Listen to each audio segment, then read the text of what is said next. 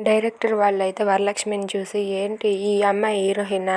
రంగురాయిలాగుంది" అని చెప్పి అంటూ ఉంటాడు. అది విని అక్కడ ఉన్న మేనేజింగ్ డైరెక్టర్ ఇలా అంటూ ఉంటాడు, "ఈ అమ్మాయి హీరోయినే. ఎందుకంటే ఈ అమ్మాయి రంగురాయో లేకపోతే రత్నమో మీరే చెప్పేలా నేను తయారు చేసి తీసుకువస్తాను. మీరు కూర్చోండి సార్" అని చెప్పి ఆ హీరోని అక్కడ కూర్చోమంటాడు.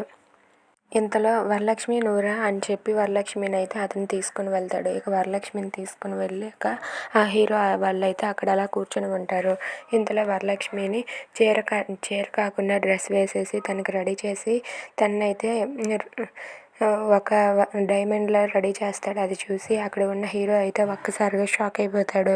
ఇక వరలక్ష్మిని చీరలో చూసిన వరలక్ష్మిని, డ్రెస్లో చూసిన వరలక్ష్మిని, ఈ రెండింటిని చూసి అతనైతే ఒక్కసారిగా షాక్ అయిపోయి లేచి నిలబడతాడు.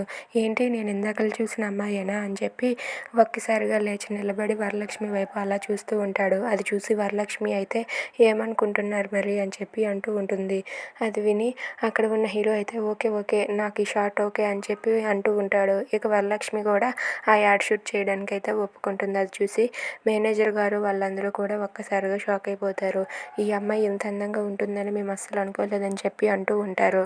If you like this video please subscribe.